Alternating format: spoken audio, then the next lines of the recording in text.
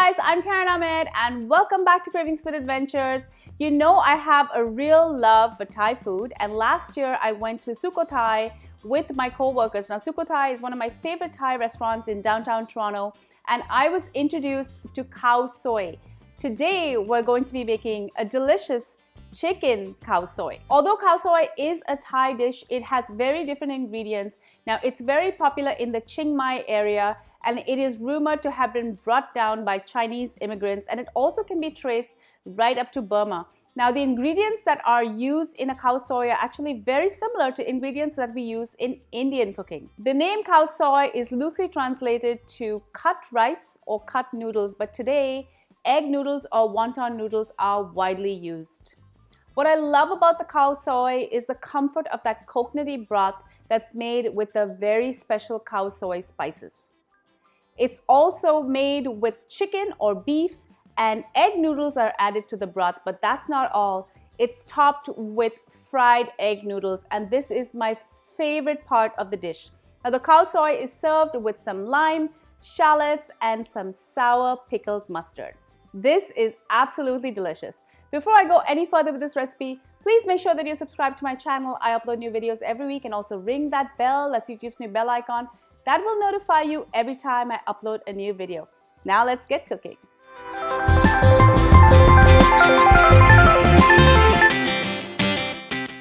It all begins with a stellar spice blend. These are 20 regular dried chilies that you can find in most Asian grocery stores. These are super cheap and really easy to find. I'm going to cut these down the middle to relieve them of their seeds. And then I'm going to discard the seeds and soak the chilies in boiling water. For best results, leave this overnight, and the next day you will see these plumped up and they're great to grind into a paste. Next, I'm going to toast some spices. I have 6 black cardamom seeds here, and I'm going to pound this in my mortar and pestle just to release the seeds. I am very familiar with this ingredient as we use this in Indian cuisine as well. You can find these relatively inexpensively at Chinese or Indian stores. I'm going to add the seeds and the shells to my pan. Don't throw away the shells as they have a lot of flavor too. I'm also going to add 3 tablespoons of coriander seeds, and I'm going to allow these to toast to release their maximum flavor.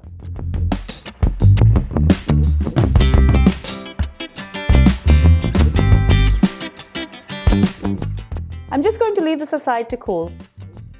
I'm now going to add a tiny bit of oil to my hot pan, and I'm going to add a 2-inch piece of ginger that I've sliced.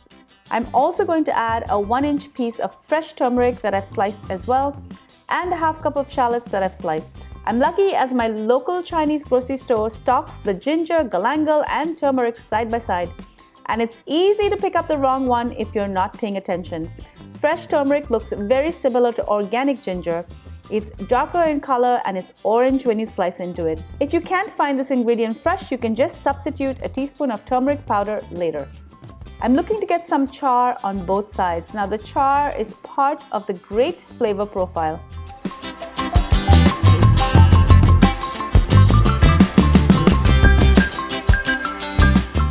Once it's done, I'm going to allow this to cool as well. In the meantime, and as I have my pan hot, I'm just going to make a quick chili oil that will be served as an accompaniment to the Khao Soi. In a 1/4 cup of oil, I'm going to saute a 1/4 cup of chili flakes. Remove and bottle for use with this and many other dishes.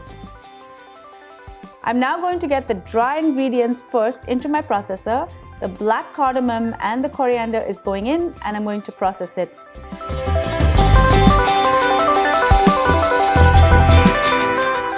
Next, I'm going to add the ginger, turmeric, and shallots, and I'm going to process this. Now, if you were going to use powdered turmeric, you can just add this now at this point and blend it. And let's not forget the plump soaked chilies. I'm going to add these as well. Give everything a quick scrape, and it's still too coarse, so I'm just going to add the juice of half a lime and a tablespoon of chili oil, and I'm going to process it again. Now I like to use the oil as it helps to preserve the paste. This batch will yield about 8 tablespoons, and I'm either going to bottle this Or if I want to keep it for longer, I like to wrap 2 tablespoons each in cling wrap and I freeze it so I can make khao soi at a moment's notice.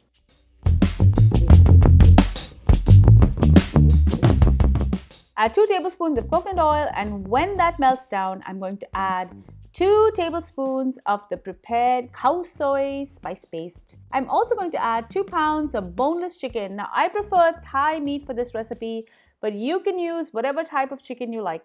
I use boneless as it's less messy to eat. I'm going to add about 50 ml of coconut milk, and I'm just going to allow it to meld with the spice paste. Now, depending on the kind of coconut milk that you use, you may or may not see the oil separating from the coconut. Once you see this, just mix everything together.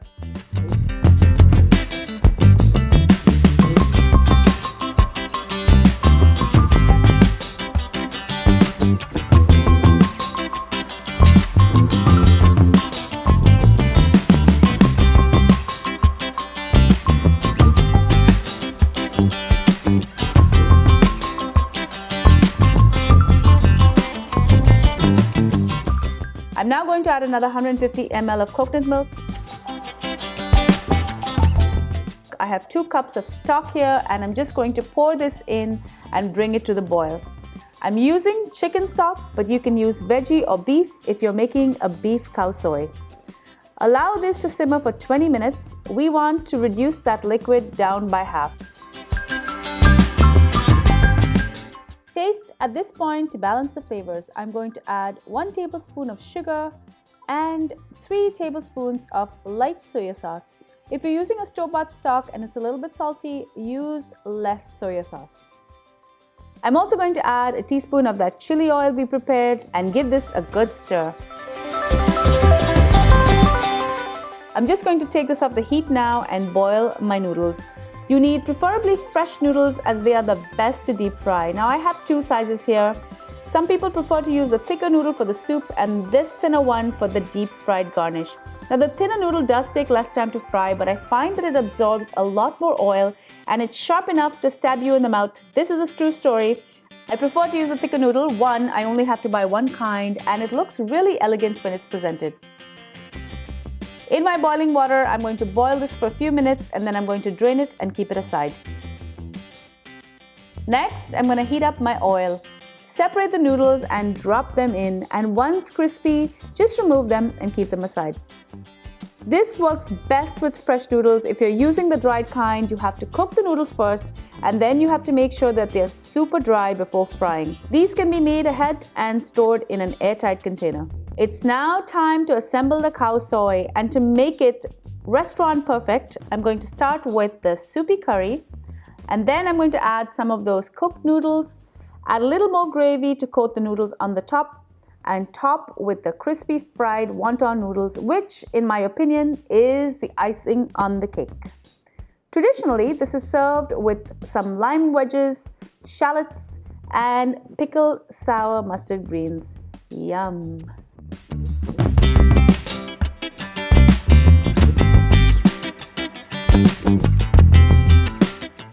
Thank you so much for joining me on Cravings for Adventures. I hope you enjoyed this delicious recipe for chicken khao soi. You can make the exact same recipe using beef if you like.